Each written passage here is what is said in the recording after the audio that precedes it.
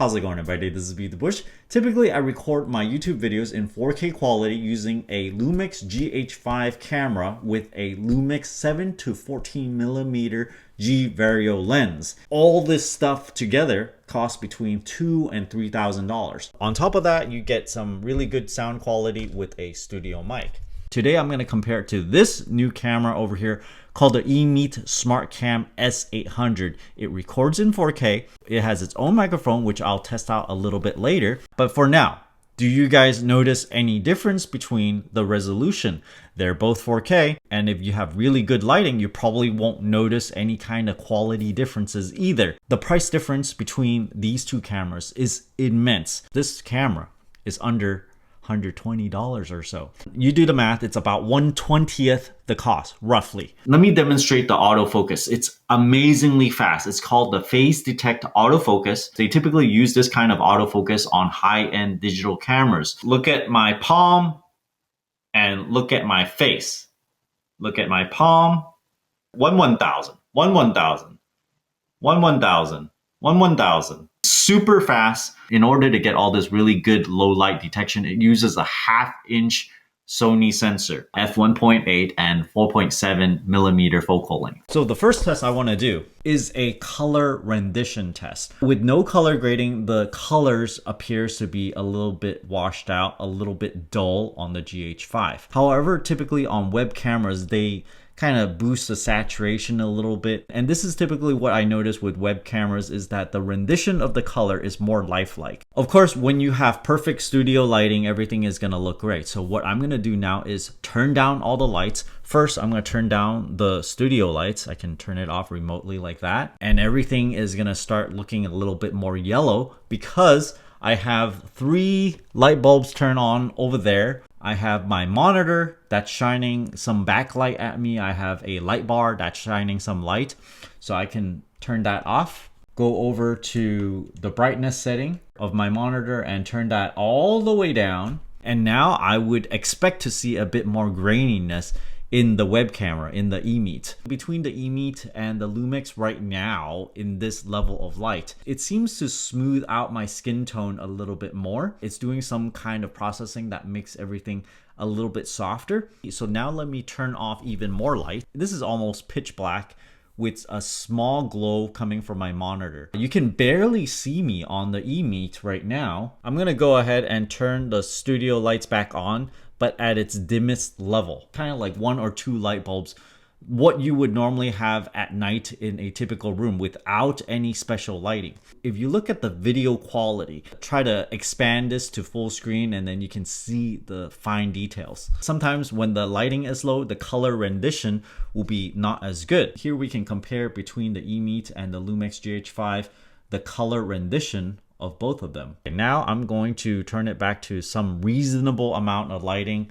This is something I'm comfortable with. I have 2 lights over here. They're set in the middle. It's not as bright as it could be. I don't like it extremely bright because it's just blinding to my eyes. Now we're using the audio straight from this web camera right here. Typically I use this giant mic because it has superior audio quality. The part where it's very, very noticeable is that it has better bass response. When anyone speaks and they speak in real life, there's a lot of low frequency sound, and often cheaper microphones won't pick up this low frequency sound. So let's switch back and forth between this fancy mic and the EMEET. You'll notice that the audio is not as boomy. Of course, to actually tell the difference between what I'm saying right now, you might actually need to use headphones. If you're using the speaker on your phone, you might not hear the difference. It's set at 4K resolution and it's recording at 30 frames a second. Typically, when you look at 60 frames a second video, if you see something move around, it'll seem like there's no motion blur at all. Everything tracks very, very well. I'm gonna switch it back to 4K at 30 frames a second now. Here we are, and you'll notice when I move my hand, it's a little bit more blurry, right? And so that's how you can tell. Sometimes when they play movies at 60 frames a second, people describe it as it seems like they're looking at a movie through a camcorder. It's very fast response, so when you move things around, it seems like it's capturing things in real time. There's no motion blur or whatnot. And the motion blur sometimes could be thought of as artistic. You want that because you want things to be a little bit blurry as things move around. It kind of makes things look a little bit better sometimes, depending on what you want. Of course, with this camera, there's also a little blinder thing. You can just shut it off like this. The little shutter things cover it up, and you can manually do this and kind of make sure that it's not recording anything. Sometimes when the cover is off, you just don't know if there are hackers that access the camera and they can see everything, right? So a physical thing to cover everything up so no hackers can even open that. It uses this giant heatsink because there's a 1/2-inch sensor inside. There's a white LED to indicate that it's recording. Right now I have it connected to a pole and it stands about 18 inches off the desk, but you can just as well unscrew this. It doesn't come with this little attachment for my pole. So this by itself can hook onto the top of your monitor, and then when it's on there, you can still turn it left and right. No motors or AI in this thing where it's gonna follow you as you walk around the room.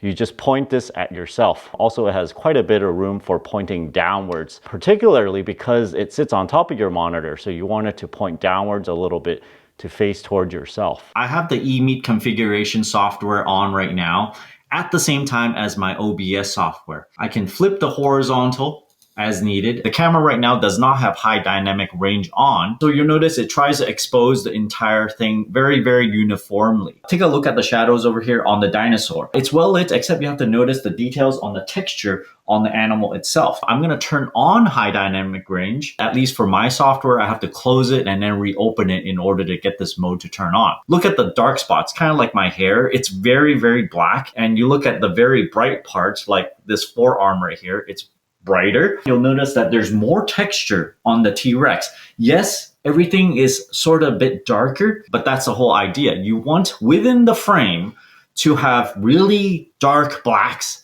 and really bright whites at the same time. That's the high dynamic range part. It's really about making the camera record more details of everything at the same time. So this option would be there if you need it. This is central area focus, and now I'm changing it to face focus. Let's see if it detects my face. Oh yeah, it sees my face on the right side. Okay, now back to center. Oh, it does work. Face focus, central area focus.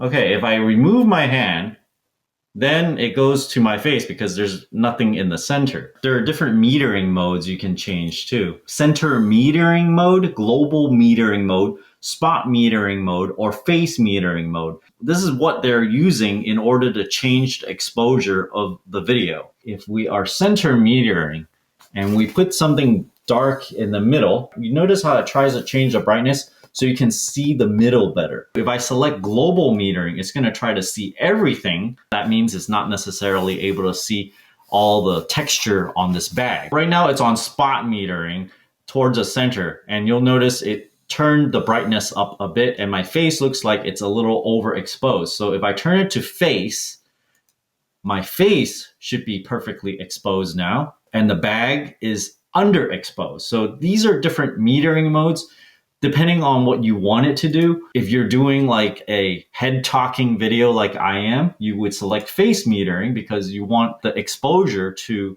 work well for the entire video so that you can see the face the whole time. There's an anti-flicker mode. You change this to whatever frequency that your power lines are at. Customization filter. So we can do standard, custom, portrait, ooh, object, vivid. This little color chart is going to be super vivid, and then bright. Okay, let's go back to standard. Portrait makes things look kind of more orangey. Object is kind of cooler. And then of course you can adjust all these parameters individually yourself. If you guys have been comparing between the EMEET and my standard camera, you'll notice that the quality is comparable. I think you can nitpick a little bit and say, okay, my original Lumix GH5 is better in certain ways. But for the price, and if you're on a budget, it's a really, really great way to go, and you can still get 4K quality. If you guys are interested in the EMEET SmartCam S800, check out my affiliate link down in the video description below. Thanks for watching this video. Until next time.